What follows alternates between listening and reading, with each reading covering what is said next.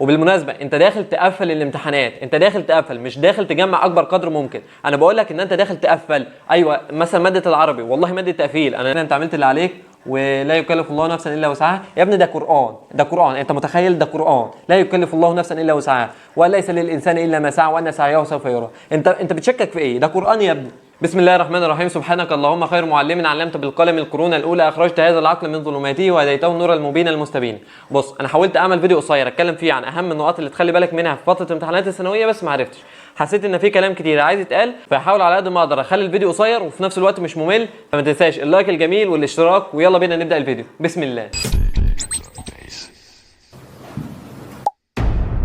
بص خلينا متفقين ان فتره امتحانات الثانويه ديت هتبقى من اطول الفترات اللي هتعدي عليك ما دام انت لسه ما بداتهاش. فتعالى اخطف تركيزك وانت لسه في بدايه الفيديو واقول لك على اهم نصيحه تخلي بالك منها في فتره امتحانات الثانويه، وهي برود الاعصاب. خليك بارد، حرفيا خليك بارد. انا ليله امتحان الفيزياء، والله كان ورايا ماتش كوره، رحت اتفرجت ما لعبتش، كنت خايف من الاصابه يعني. بس والله كنت بارد يعني، مش شتيمه والله، بس فعلا خليك بارد، حافظ على هدوء اعصابك والدنيا بسيطه يعني. بسيطه ما تستبسطهاش، تعرف تقولها. طيب دلوقتي في فتره دلوقتي من بدايه نزول الفيديو لحد فتره الامتحانات، المفروض الفتره دي تعمل فيها ايه؟ بص انا مش هجاوبك ليه؟ لان انت اصلا عارف انت بتذاكر ايه، وشوف المواد اللي انت مقصر فيها فبتركز عليها، وتشوف مثلا انت بدات عربي او بدات اي ماده، فالحاجات دي كلها دي تخصك انت. بس هتكلم على حاجات ثوابت لازم تركز عليها. طبعا فتره المراجعه كلها كانت بتخلي 70% حل و30% مراجعه. دلوقتي الجزء اللي انت وقعت فيه في الحل، يعني مثلا انت بتحل امتحان كامل، جزء او 3 4 غلطات انت غلطت فيهم، الغلطات دي ترجع تراجع الباب كامل، او مش هقول لك الباب كامل، ترجع تراجع الجزئيه كامله اللي انت غلطت فيها وتاكد عليها وتكتبها بالورقه والقلم علشان مش هتغلط فيها تاني. اهم حاجه ان انت بتستفاد من الغلطات، الاسئله اللي انت بتحلها غلط وتعرف الاجابات الصح بتاعتها وتتعلم من الغلط هتفيدك اكتر من الحاجات الصح، لان الحاجات الصح انت بتعديها وخلاص، الحاجات الغلط بتركز عليها وبتاخد تركيزك. طيب اول كومنت بيقول عدد الشوامل في الكتب كتير، ده غير ال 12 استرشادي والثمان سنوات سابقه، وحقيقي مش عارفين مطلوب مننا ايه، خايفين نركز على الاسترشادي يكون بيضيع وقت. بص يعني النماذج الاسترشاديه مهمه لو في حاجه جديده نازله فيها. يعني في امتحان العربي كان نازل لنا امتحان استرشادي بيغير لنا فيه موضوع التعبير، يعني كان موضوع التعبير اول نظام يتغير عندنا، فكان مهم جدا وجه في امتحان اخر السنه.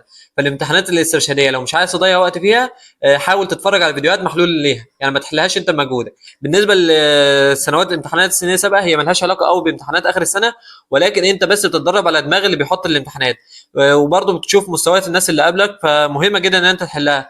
اعتبرها من ضمن الشوامل وحلها، مهمه تحلها يعني، ما تعملهاش سكيب.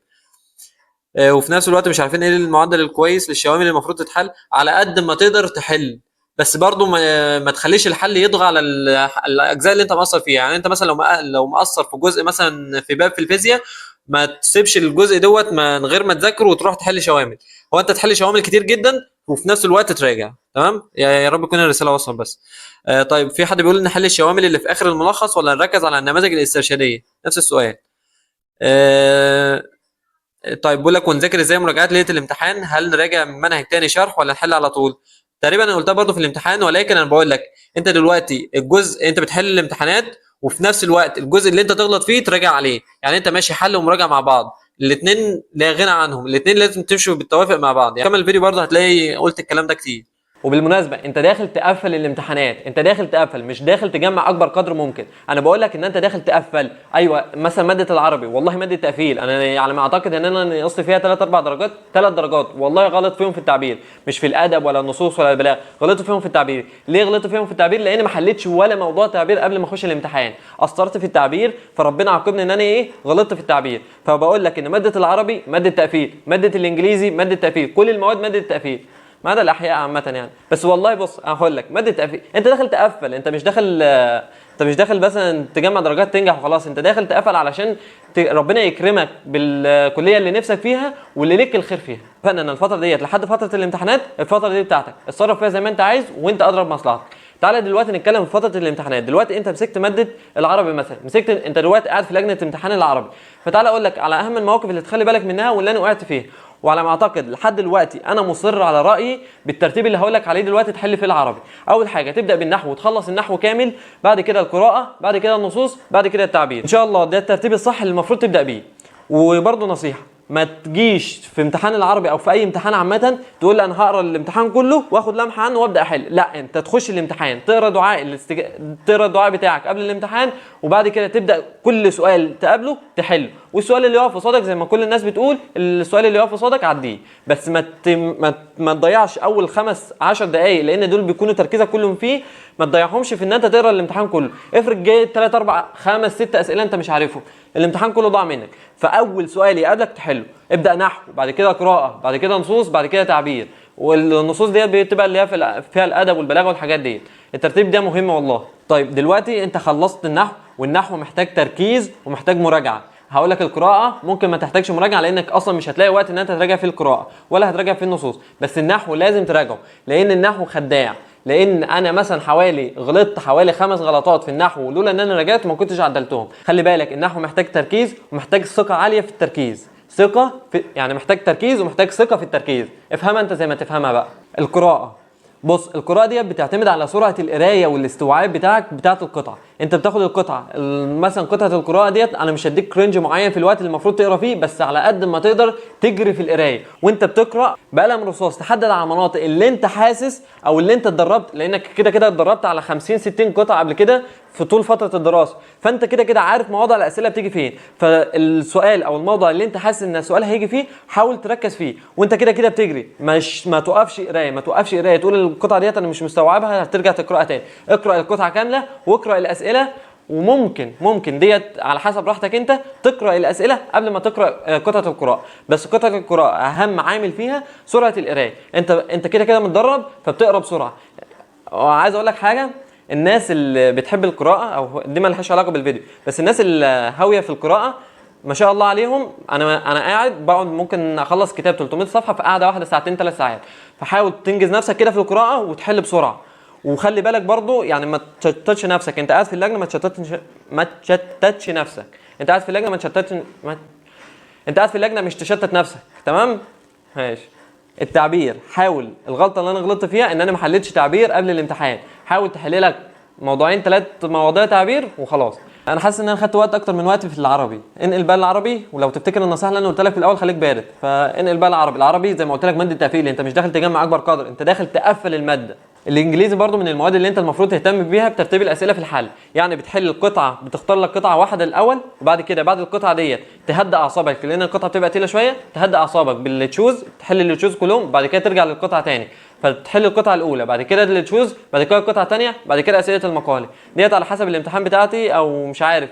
انا عامه بقول لك اللي انا عديت عليه واللي انا شايفه صح، لان بصراحه ان اكتر مادتين مقفل فيهم، انا مقفل عربي ومقفل انجليزي. العربي ناقص فيه 3 درجات، والانجليزي الحمد لله مقفل فيه. فانا بقول لك الانجليزي والله العظيم، واهم حاجه في الانجليزي في القطعه الكلمه اللي ما تعرفهاش اشطبها وحط عليها سين. الكلمه اللي ما تعرفهاش اشطبها وحط عليها سين. انا جالي امتحان كان فيه قطعه اسمها قطعه الازمه اللي هو مرض الربو. والله انا حليت الامتحان كله من غير ما اعرف ان الازمه ديت هي مرض الربو. رجعت من الامتحان الاستاذ اشرف كلمني قال لي انت عملت ايه في الامتحان في قطعه الربو؟ قلت له الربو ايه؟ وكان في قطعه اسمها ربو؟ قال لي ايوه قطعه ازمه. قلت له ازمه؟ هو كان في كلمه ازمه اصلا؟ كان اتابع اصلا الكلمه دي انا ما كنتش شاطب عليها سين. ليه؟ قال لي في اول القطعه ان الازمه دي ديزيز، خلاص مرض اسمه سين انا ما اعرفوش. وحليت القطعه على بناء على كده، انا ما اعرفش ان ده مرض الربو، بس حليت القطعه. وكده الاسئله اللي بتيجي تحت القطعه ليها علاقه بالقطعه، فبتخرج من القطعه. انا شايف ان القطعه ديت سهله جدا، وزي ما قلت لك خليك بارد، البرود هيحل لك اي مشكله. تمام كده الانجليزي تمام. القطعه برضو اهم حاجه تركز فيها ان انت كده حلل كتير. وحاول بقى على قد ما تقدر ما تكتبش مقدمات، خش في الموضوع على طول. بتقرا مجال محترف، خليك محترف في القطعه. شد انتباه المصحف في اول 2-3 جمل وليهم علاقه بالمنهج. ما تكتبش مقدمات، ما فيش مقدمات تتكتب في الانجليزي. تمام انقل بقى الانجليزي، انقل اللي بعده. انا عايز على قد ما اقدر يكون الفيديو قصير، يا رب يكون الفيديو قصير، او يا رب يكون الفيديو بيسجل اصلا. ننقل على الماده اللي بعدها واللي هي الكيمياء. الكيمياء ديت كانت اكتر ماده انا اتعرضت فيها لموقف مضحك مرعب في نفس الوقت. هتصدقني بقى ومش هتصدقني دي بتاعتك. انا دخلت امتحان الكيمياء اللي كان بيقول لك ان هو كان اصعب امتحان في الثانويه العامه، كانت 23 تقريبا او 23 ايه تقريبا دي 23 ان شاء الله. المهم الامتحان ده الامتحان كان مدته 3 ساعات. انا خلصت الامتحان كله في اول ساعه، والله خلصت الامتحان كله في اول ساعه، وما كنتش اعرف ان الامتحان صعب ولا اي حاجه. المهم ايه بعد كده رحت جاي نازل غسلت وشي وطلعت تاني، قلت بقى خلاص الوقت معايا ساعتين وهقعد اراجع. وانا براجع اتصدمت كميه صدمه والله. كل سؤال بعدي عليه بغير الاجابه بتاعته. بقول انا دماغي كانت فين وانا بحل السؤال ده. غيرت اكتر من 30 سؤال في امتحان الكيمياء. تخيل ان انا لو ما كنتش حليت او ما كنتش راجعت او ما كنتش ركزت في المراجعه بتاعتي. انا مش بقول لك ان انت لازم تراجع، او انا بقول لك انا ده موقف يعني خاص بيا، موقف خاص بيا دوت. انا راجعت اكتر، غيرت اكتر من 30 اجابه في الامتحان، تخيل. المهم يعني امتحان الكيمياء بعد ما خلصت امتحان الكيمياء نزلت لقيت الناس كلها بتقول امتحان صعب امتحان صعب امتحان صعب يا ولا انا حليت كويس والحمد لله. رحت جاي واخد بعضي وطالع جاري وما سمعتش لحد. رجعت بقى لقيت السوشيال ميديا كلها مقلوبه على امتحان الكيمياء امتحان الكيمياء. المهم يعني امتحان الكيمياء عايز اقول لك حاجه، كان الصعب فيه كله كان ان هو كان فيه رموز، وكل رمز بيبقى له مركب معين. وبرده هقول لك اهم نصيحه في المواد كلها عامه. يعني انا حاسس ان انا طولت بس معلش، بس الفيديو هينزل كده كده، الناس اللي مهتمه هم اللي هيتفرجوا على الفيديو. المهم امتحان اهم نصيحه عايز اقول لك عليها في فتره الامتحانات، قبل الامتحان ما تقعدش مع حد. قبل الامتحان انت كده كده مراجع وكل حاجه. فانا قعدت مع واحد صاحبي ربنا يرحمه يا رب، مات بعد الله يرحمه. المهم انا كنت قعدت معاه في امتحان الكيمياء قبل امتحان الكيمياء، وقعدنا نراجع شويه في العضويه. والمهم اعترضنا انا وهو في جزئيه معينه في العضويه. الجزئيه اللي احنا اعترضنا فيها طلعت لقيتها في الامتحان، فكان عندي ثقه في صاحبي اكتر مني، فغيرتها. وكانت هي السؤال كان عليه درجتين وهم الدرجتين اللي انا نقصتهم في الكيمياء. فعايز اقول لك انت خليك واثق في اجابتك وما تعارضش مع حد او ما تراجعش مع حد قبل الامتحان. كده كده خلاص فتره الامتحانات جت، وخش الامتحان وحل. بس نخش على الفيزياء. الفيزياء زيها زي الكيمياء، مش هقول كلام جديد. الفيزياء زيها زي الكيمياء، اهم حاجه فيها الحل، تحل وخلاص. فاضل ايه؟ الاحياء. الاحياء تقريبا اتلغت. لا الاحياء هقول لك حاجه. الاحياء بص، الاحياء اللي مصعبها ان الالفاظ بتيجي بالنص من كتاب الامتحان او من كتاب الوزاره. الاسئله بتاعتها ما بتجيش لفه، ولا بتيجي مثلا من كليه الطب ولا بتاعك ولا الحوارات دي. المشكله فيها ان الاسئله بتاعتها بتيجي ما بين السطور. يعني ما بين السطور. يعني الامتحان انت مذاكر ومربط اجزاء المنهج ببعض وهتعرف تحل. فعلشان تعمل كده انت وانت بتحل او انت بتحل في قبل الامتحان عامه يعني، او قبل الامتحان مش في الامتحان، وانت بتحل امتحانات كتير، الغلطه اللي تقف عليها يا ريت تراجع الدرس كله، وكل سطر تقابله يعني تركز عليه. يعني بص هقول لك حاجه. في سؤال والله فاكره لحد دلوقتي، بيقول لك ان المبيض بتاع الزهره بياخد البويضه. البويضه بتاخد الغذاء بتاعها منين؟ مصدر الغذاء، والله السؤال كده كان بالنص. مصدر الغذاء بتاع البويضه منين؟ من الحبل السري ولا من جدار المبيض ولا كان في كلمه كده انه سله او حاجه زي كده. المهم يعني انا قلت مصدر الغذاء الحبل السري.